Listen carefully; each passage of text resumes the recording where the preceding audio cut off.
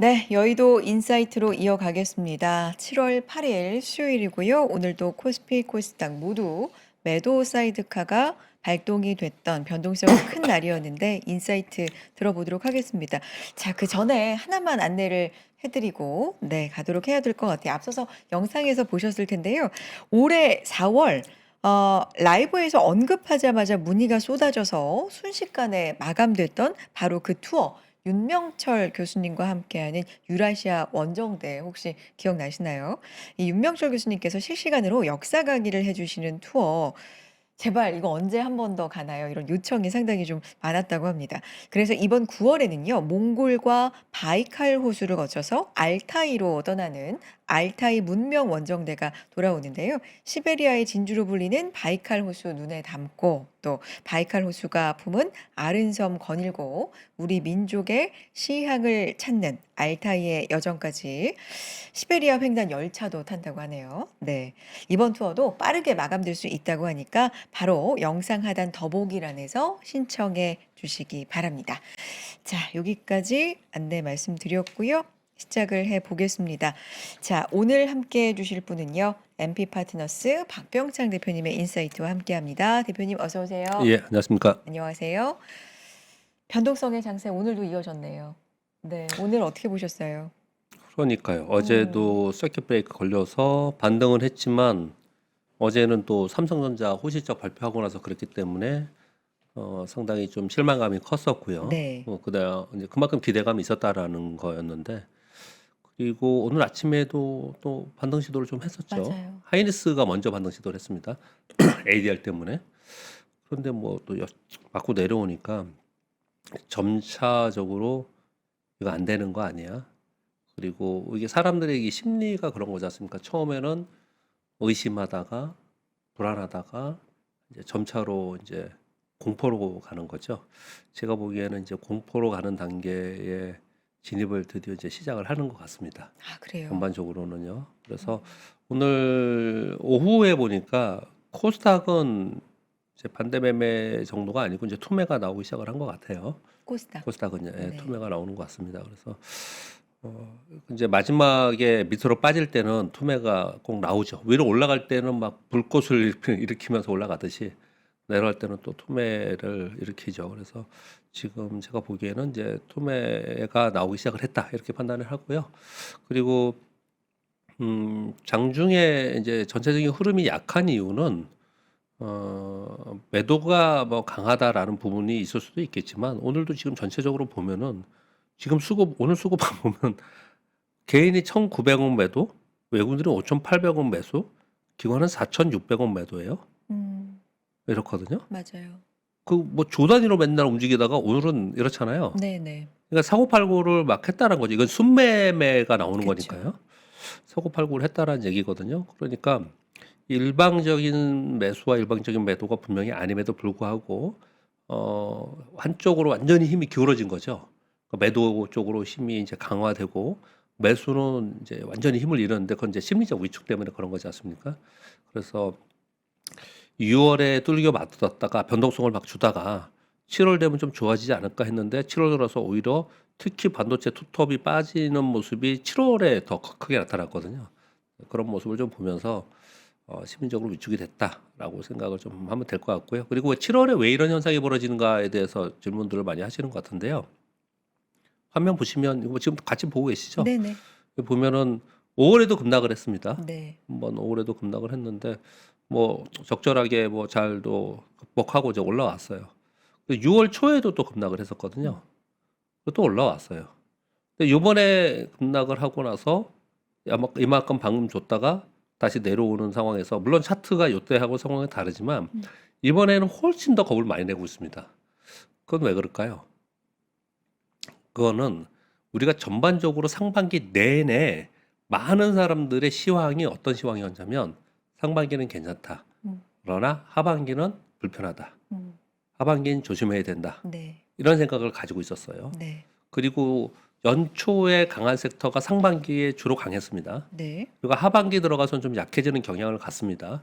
그런데 6월에 반도체 위주의 매물이 나왔고 7월 들면서 반도체가 빠지는 걸 보면서 야 이거 반도체가 빠지기 시작을 하면 그러면 하반기에 이거 정고점 9,000포인트 위로 다시 못 가는 거 아니야?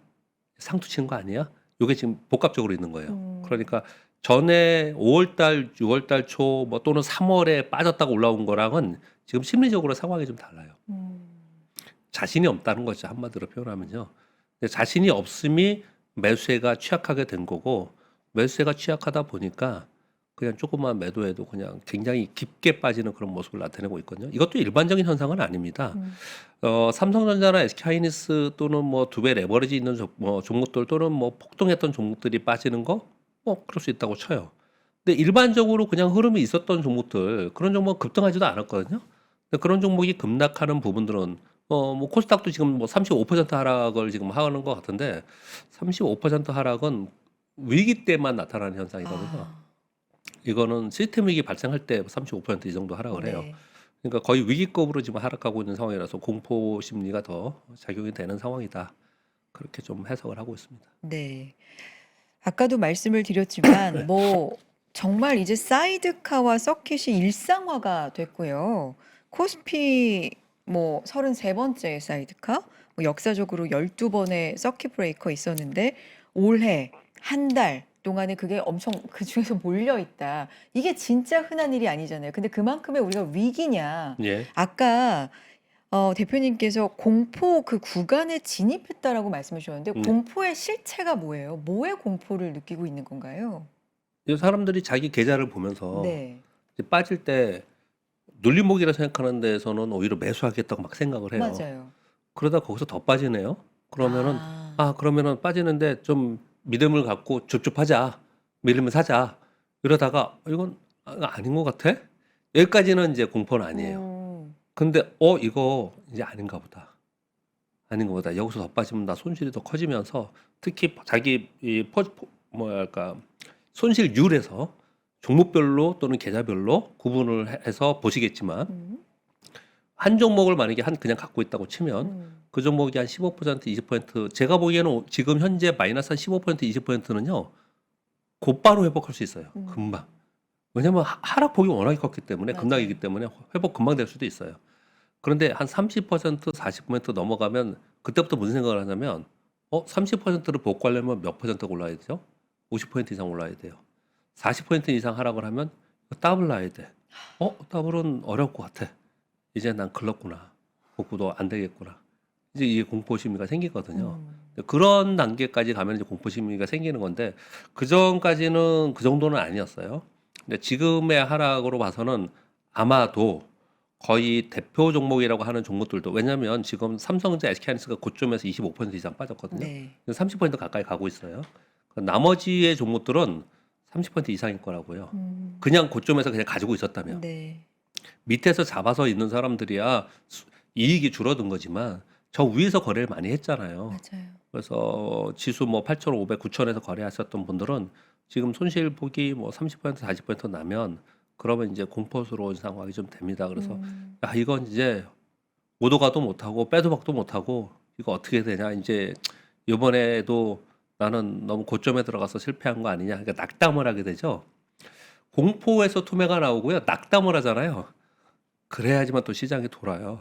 그래서 많은 사람들이 이제 매도의 타이밍을 놓친 종목에 대해서는 거기서 낙담하고 이런 부분이 아니고 좀 잊어버리고 이 시간의 기간을 지나가야 된다 이런 얘기를 많이 하는 거거든요.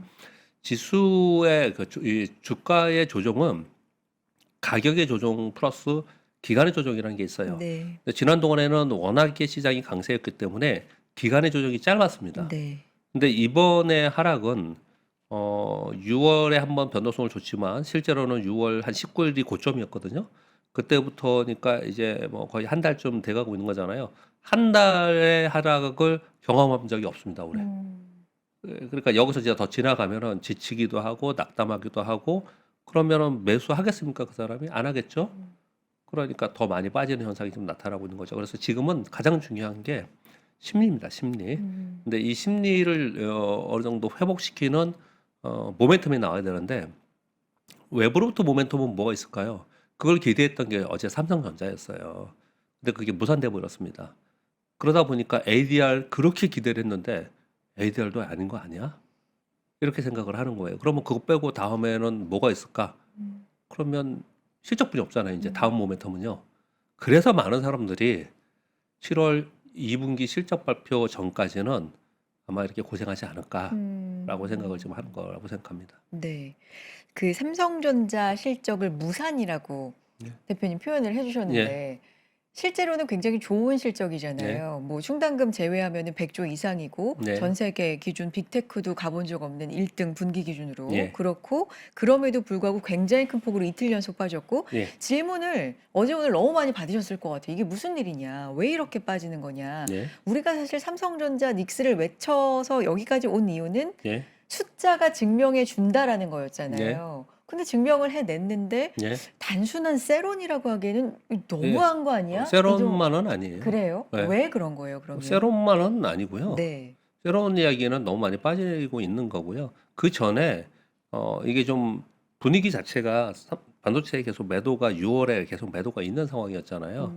그래서 뭔가 7월부터는 하반기에는 반도체에서 좀 빠져나오면서 다른 쪽으로 가지 않을까라는 생각들을 좀 하고 있었고, 그리고 월가에서는 미국은 이미 그렇게 되고 있잖아요. 그쪽으로 좀 빠져서 다른 쪽으로 좀 가고, 미국에 지금 애플 막 신고가 근처 가고 있잖아요. 마이크로소프트도 오르고 아마존도 오르고 이런 빅테크로 좀 가고 있지 않습니까? 그래서 반도체에서 좀 매도가 나오면서 그쪽으로 가는 쪽으로 이미 좀 진행이 되고 있었는데, 네. 우리나라는 삼성전자, SK하이닉스를 줄창 밀면서 그냥 국건이 이 두 개만 가지고 있으면 이걸로 갈 거다라고 생각을 하고 있었단 말이에요. 근데 매크로 시황을 이기지 못하죠. 그러니까 기업은 이 얘기를 진짜 많이 드렸는데, 네. 우리가 어떤 기업이 이익이 나지 않습니까? 네. 그 이익의 멀티플 소위 PER을 곱해서 적정 주가 또는 뭐 PBR을 곱해서 적정 주가를 이제 산정해서 자료가 나오잖아요. 근데 그것은 지금 나와 있는 팩트의 이익을 가지고 계산하는 거거든요. 네. 그리고 만약에 미래라 하더라도 3분기와 4분기 거를 가지고 올해 거를 가지고 얘기를 하는 거예요. 그러면 삼성전자의 올해의 추정 이익을 전체로 봤을 때 그거는 거의 그 정도 나올 거라고 생각이 들잖아요. 네. 그 추정 이익으로 봤을 때 지금 싸고 더 올라갈 것이라는 거를 굳건히 믿고 왔지 않습니까? 그거는 모두 다 알고 있는 공표된 사실이고 다 알고 있는 거지 않습니까? 그러니까 알고 있는 상황 속에서도 어떨 때는 오르고 어떨 땐 빠지고 그래요. 네. 그거는 지금 말씀드린 이익 곱하기 어떤 함수에 의해서 적정 주가를 구하는, 이거는 우리가 애널리스트 분들이 잘 정리해서 주는데, 네. 애널리스트 분들이 안 하는 게 있어요. 못 하거나 안 하는 게, 나머지가 다 상수여야 돼요. 나머지가 전부 다 환경이, 주변 환경이 다 상수 K여야 된다고, 움직이지 않아야 된다고요. 변수 없이 네, 변수가 가만히 없이. 있어야 예, 되는. 예, 예. 근데 변수라는 거는 네. 환율도 변수고 금리도 변수고 지정학적 리스크도 변수고 이런 변수들이 생기잖아요. 사람들의 심리도 변수고 이런 변수들이 작용을 하기 때문에 어떤 경우에는 더 가기도 하고 어떤 경우는 못 가기도 하고 그러는 거잖아요. 그래서 항상 시황 얘기를 하고 그런 변수들을 저희가 설명을 드리는 거지 않습니까? 근데 그런 변수들이 변화가 좀 생긴 거예요. 그 변수들의 변화가 생긴 거에 여러 가지들이 있겠지만, 첫 번째 6월에 반도체를 팔려고 하는 것은 아니었고요. 글로벌 지수들이 리밸런싱을 할 때 뭘 했냐면 주식과 채권의 리밸런싱을 한 거예요. 그러니까 채권 가격이 계속 빠진 걸 아시죠? 채권 수익률이 올랐다는 채권량이 계속 빠졌잖아요. 채권 가격은요. 근데 주식은 계속 올랐지 않습니까?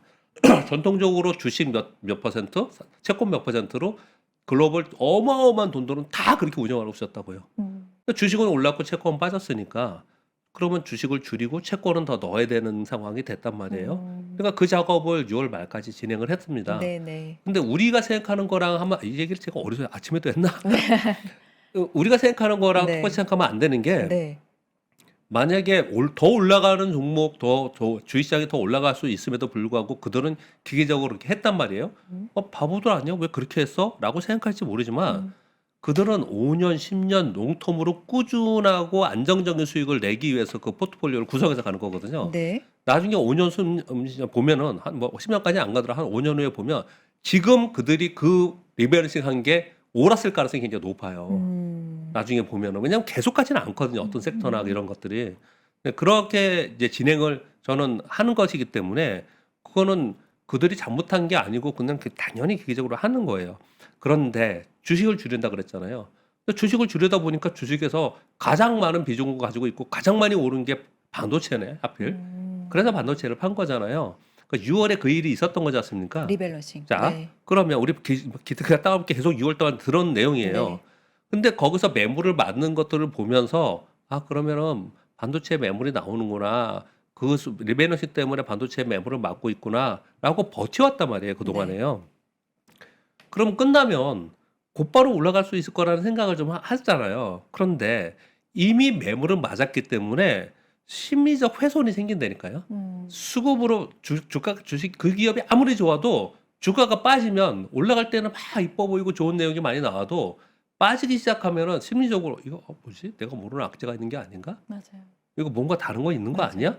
이렇게 조금씩 의심하면서 심리적 훼손이 생깁니다. 네. 심리적 훼손이 생기는 순간부터 매수세는 약화될 수밖에 없어요. 네.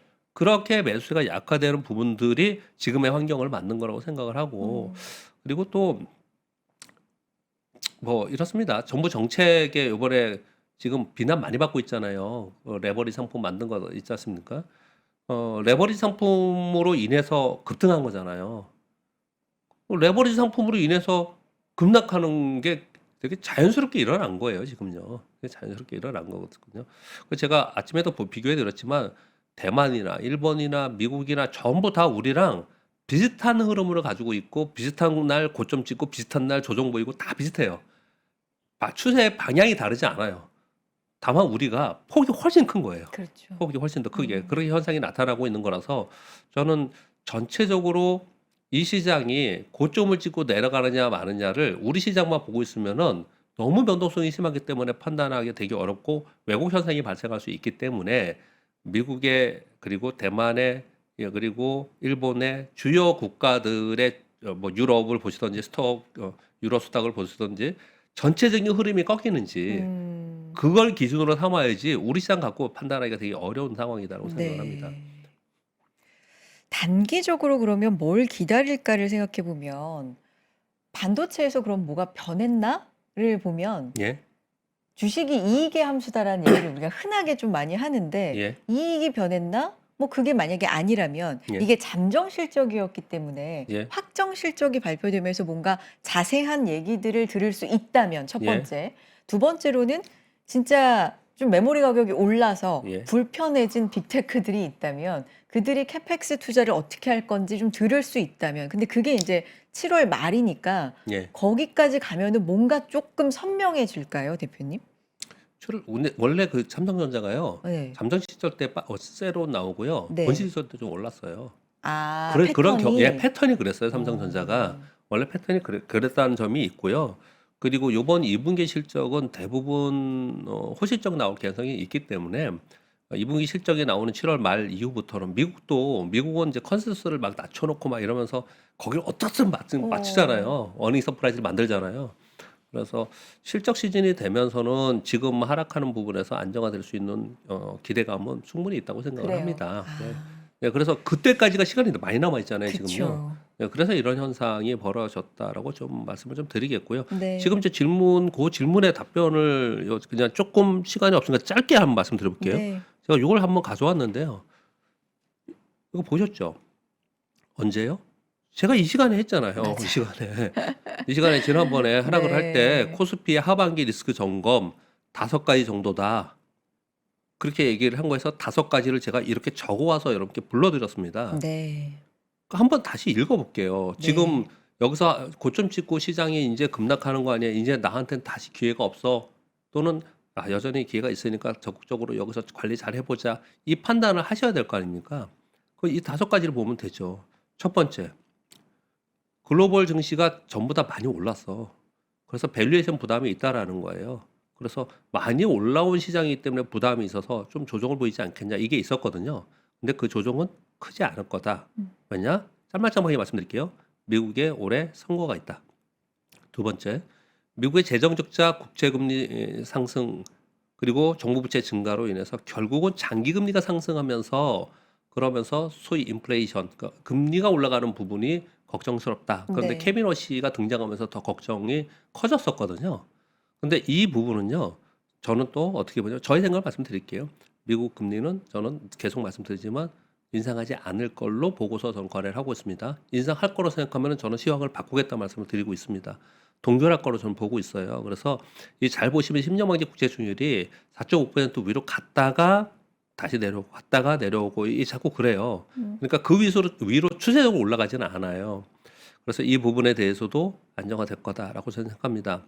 세 번째가 지금 우리 논의하고 있는 건데요. 그래서 제가 갑자기 이걸 보여드리는 건데 AI 투자 둔화 그리고 KPX의 피크아웃 우려 이게 계속 있는 거지 않습니까? 그렇죠. 저는 이걸 어떻게 생각하냐면요. 네.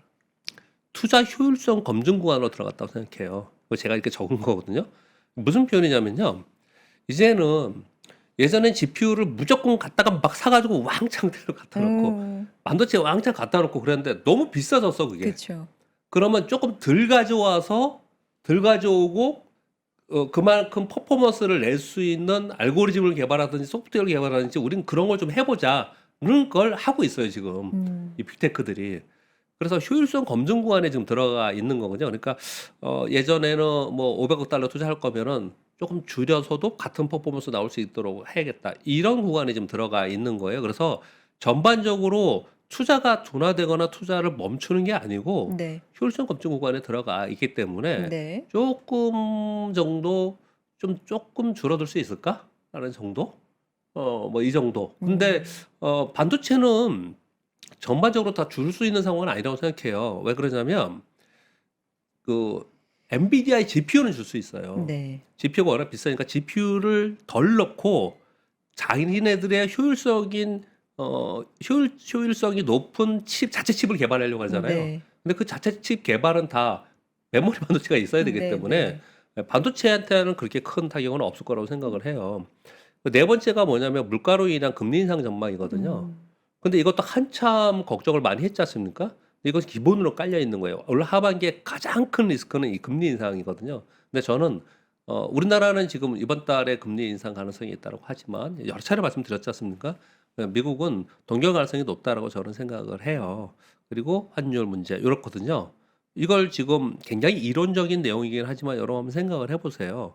이게 지금 시장이 고점 찍고 이제 상투 찍고 내려가는 쪽으로 얘들이 변했는지 아니면 여전히 기회가 있는 건지 생각을 해보시면은 여기에 답이 있을 거라고 생각을 하거든요. 네. 그래서 지난번에 요 5가지를 점검 얘기를 하면서 어떻게 6월 달에 제가 보여드렸을 거예요. 이걸 지금 네. 보여드리면서 그러면 이제 하반기에 들어가서는 우리는 뭘로 보고서 해야 되냐. 이 부분이 시장의 부정적인 쪽으로 만약에 변화가 생기면 그러면 시장이 고점 찍고 하반기로 가니 점차로 현금화 만들고 더 비용 관리해야 되고 그런 상황이지만 얘네들이 그런 이게 비우호적 상황이 아닌 상태에서 지금 진행이 된다면 그렇다면 시장의 그 중간중간에 하락하고 이런 것은 중간에 조정 구간이지 대세 하락으로 전환되는 것은 아니지 않겠냐라고 생각한다는 거죠. 아.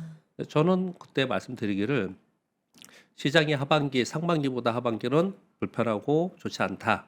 저는 불편하다는 표현을 많이 쓰는데 사실 좋지 않다는 표현이죠. 불편하게 간다. 그리고 상반기하고 하반기하고 주도 종목의 삼성전자, SK하이닉스 독주로 갔던 것이 하반기에는 좀 풀어질 수도 있다. 그래서 비율을 상반기에 삼성전자, SK하이닉스를 7, 80% 가지고 나머지를 뭐 현금이든 딴 거 가져갔다면 그냥 한 5대5 정도로 이제 구분을 해보자. 근데 여기서 잠깐 제가 딴 얘기를 해볼까요? 네네. 여러분들이 그런 생각이 드실 거예요. 여전히 올라갈 때 보면 하이닉스가 오늘 제일 빨리 오르고 얘들도 많이 빠지고 그러니까 여전히 하반기에 지금이라도 사는 거 삼성전자, SK 하이닉스로 사야 되는 거 아니에요? 그거 만약에 좀 줄여서 딴 데 가는 거는 오히려 딴 거 보면 더 많이 빠지잖아요, 지금요. 맞아요. 지금 그런 생각이 드시죠? 그런데 지금은 이게 단기적으로 지금 당장의 문제입니다. 지금 당장은 최초에 하락을 할 때는 시장이 조정을 하락을 할 때는 전부 다 하락하거든요. 네. 그러다가 여기서는 이제 더 안 빠지겠다라는 시장의 공감대가 형성이 되면서 저점이 형성되지 않습니까? 그러면 그때 가서는 이제 갈 애들은 가요. 그때 반도체만 가느냐, 딴 데 가느냐는 두고 봐야 될 문제인데 저는 다른 것도 갈 수 있을 거라고 생각이 든다는 거죠. 그거는 아주 그냥 이 트레이딩 관점에서 잠깐 설명을 드리면 이런 거예요. 차트 한번 볼까요, 이것도요? 여러분이 지금 스스로 들으시는 여러분 혼자서 생각을 해보세요. 내가 펀드 매니저예요. 내가 펀드 매니저입니다, 지금. 이거 통합으로 되어 있으니까 KLS로 바꾸겠습니다. 네. 자, 내가 펀드 매니저인데 내가 삼성전자가 여기 지금 없네. 삼성전자 눌러볼게요. 네, 화면 공유 좀 해주세요. 얘가 삼성전자예요. 네, 삼성전자 뭐 우표 주가 뭐 56만 원짜리 있고 뭐 그런 거 있지 않습니까? 네. 그럼 지금부터 오면 딱 더블이네. 두 배. 27만 원이니까 네. 두 배네요. 두 배네요. 네, 자, 삼성전자를 지금 여기서 28만 원에 여기 사서 네. 목표 어느 정도 할까요? 목표 수익률 50%? 50% 한번 생각해 볼게요. 뭐 오늘 그냥- 60만 원도 나왔더라고요, 국내에서. 아니요, 그냥 아니요. 펀드 매니저가 지금 내가 사서 뭘 수익률을 낼까? 아, 계산해 보는 거예요. 아, 그럼 내가 28만 원이에요. 네. 28만 원에 50%가 오르면 14만 원이 올라야 되니까 42만 원인가요? 그렇죠? 그 42만 원, 여기서 42만 원인가요? 네, 그럼 여기 신고가 내면서 37만 4천 원 넘어서 40만 원 넘어야 되지 않습니까? 50% 맞아요. 가려면. 네. 그러면 얘가 42만 원 가려면 50% 가려면 42만 원을 가야 되고 얘가 42만 원 가면 지수는 어느 정도 갈까요? 다시 만 정도 가겠죠, 만 정도. 50% 오르면 그렇죠. 그 정도 만 정도 가겠죠. 네, 요 확률과 상승의 율 요거 하고 아무거나 해볼까요? 아무거나 제가 아침 어디서 현대모비스로 예를 들었는데 현대모비스 한번 예를 들어볼까요? 그냥 자, 예로. 이걸요. 네네. 자, 이거 그냥 예를 드는 겁니다. 이거 지금 48만 8천 원이에요. 네. 펀드 매니저 A씨가 나 요걸 사서 내가 요거 50% 내보겠다. 목표 수익률을. 네. 그럼 48만 원에서 50%면은 72만 원? 그러면 계산해 보셨어요? 72만 원? 예. 네. 저 문과 출신이라서 바로 못 해갖고요. 저도요. 그럼 50%면은 24만 원 더니까 72만 원이요? 네. 72만 원이면 50%면 한 뭐 이 정도 되겠네요. 네. 이 정도. 여기까지예요. 아까 삼성전자 하고요. 이런 걸 계산할 거라는 거예요. 제 얘기는요. 어떤 게 더 확률적으로 높고 어떤 게 더 그러니까 확률적으로 가능성이 있고 어떤 게 수익률이 더 높을 거라는 걸 계산을 해볼 거라는 거예요. 그렇게 해서 더 확률적으로 높은 쪽으로 자금 이동이 있을 수 있을 거라고 생각을 하는 거거든요. 네. 그런데 왜 이쪽으로 다른 쪽으로 좀 갈 수 있을 거라고 생각이 드냐면 다른 종목들이 처참하게 빠졌어요. 그래서 밑으로 아래에 있는 거는 여러분 거기 경험해서 아시잖아요. 아래에 있는 건 잠깐 반등해도 몇십 프로 올라옵니다. 그걸 국내 기관 투자가들은 경험도 많고 그래서 잘 알아요. 그걸 알기 때문에 분명히 그걸 노릴 거라는 거예요. 하반기에. 이미 많이 빠져 있기 때문에. 이걸 또 하나를 예를 들면 지금 뭐 말도 안 되는 상황이기 때문에 뭐 귀에 안 들어올지 모르겠지만요. 우리 업종 지수에서요. 업종 지수래. 잠깐만요. 업종 차트에서 코스닥을 볼게요. 코스닥.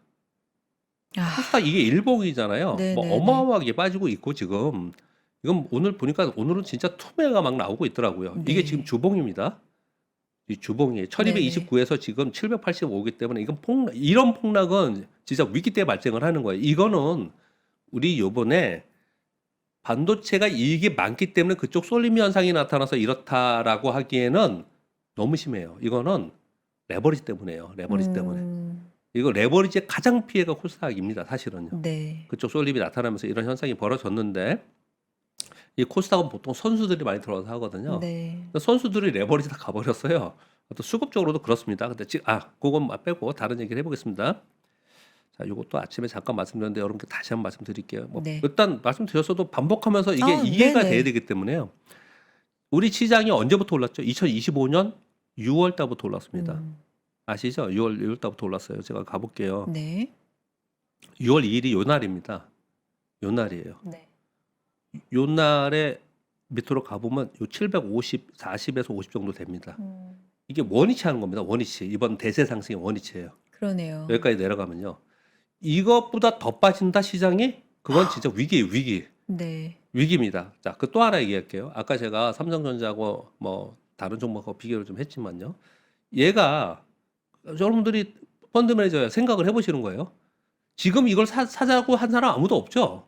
그렇지만 내가 이 지수를 만약에 가지고 있다고 생각하면은 얘가 여기서 지금 여기잖아요. 네.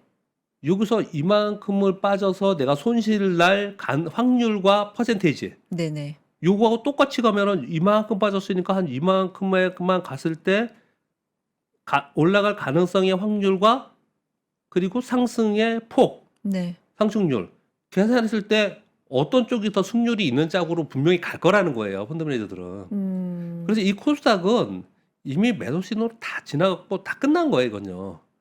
여기서 이거 여기서 팔아갖고 요 밑에서 조금 요 밑에서 더 살려고 요걸 해? 이게 만약에 종목이라면요. 이렇게 하기는 어려운 거거든요. 거의 내려갈 만큼 내려갔다. 예. 그런 거거든요. 근데 제가 코스닥 지수로 보여드린 이유는 네. 개별 종목보다 얘가 더 많이 빠졌어요. 아, 그래서 이걸 그냥 예를 든 거고요. 네. 개별 종목에도 이런 게 많아요. 되게 많습니다. 그래서 아마도 뭐 여기 지금 우리 뭐 벼락계 중에 대표 전력? 종목이 네. LS 일렉트릭이잖아요. 네네. 나머지는 더 빠졌어요. 벼락계 3대장이 있잖아요. 네네. 효성중공업하고 효성중공업. HD 현대일렉트릭인데 걔네 이거보다 더 빠졌고요. 얘 지금 33만 원이 고점이지 않습니까? 그렇죠? 네. 지금 18만 원이에요. 음. 18만 원이에요. 그러면 얘는 여기 50%면은 9만 원이니까 27만 원. 여기면 50%네요. 그러네요. 여기까지만 가면. 네. 근데 이게 이번에 하락한 거예요. 7월에 하락한 게 여기예요. 아, 7월에 여기까지 하락했어요. 그러면 7월에 이 7월 첫날 있었던 데까지만 가면 50% 나네, 얘. 수익률이. 이런 생각을 기관들이 안 하겠냐는 거예요. 그리고 또는 기관이 안 한다 하더라도 돈은 더 수익률이 높은 데로 다녀요.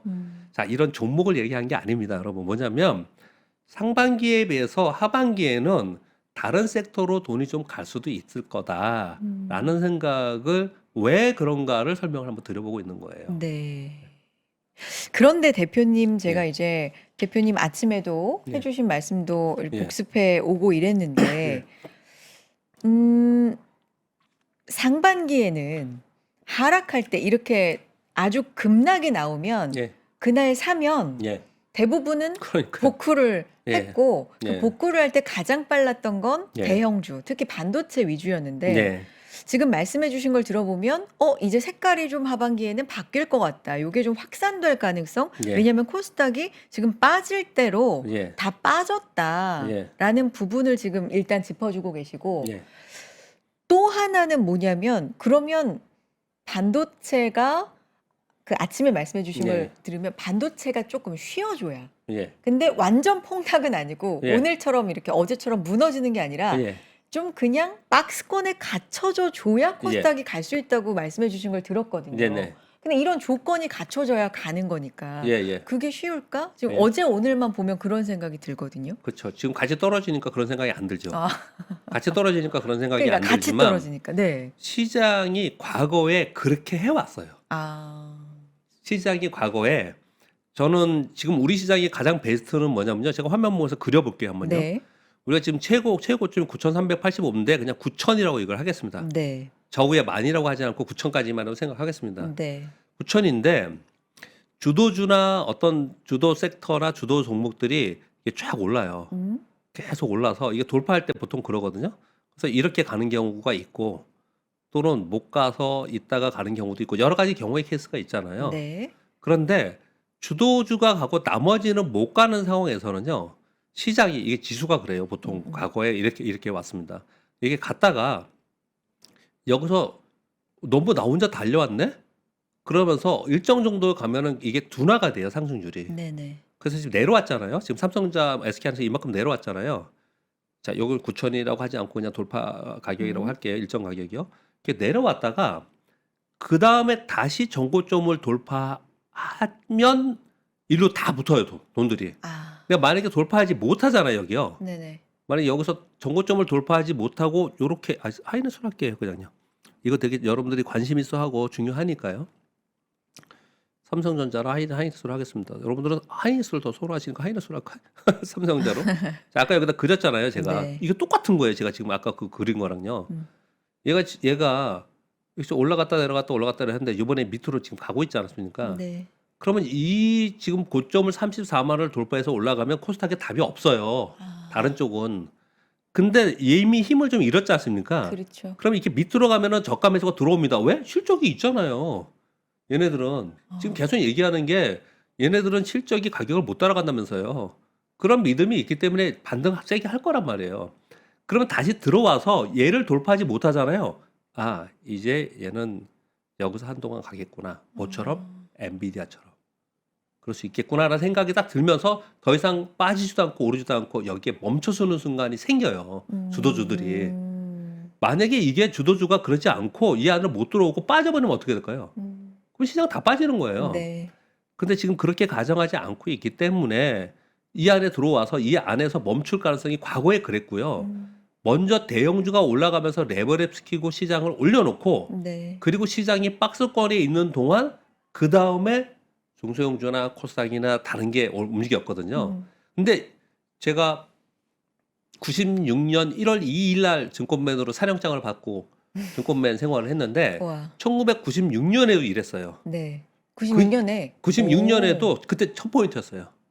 그때 1000포인트였다가 97년도 1년 동안 박스권으로 막 있다가 개별 종목 굉장히 화려하게 있다가 97년도 말에 한보 부대로 사퇴하고 나서 디폴트 되면서 266까지 맞았죠.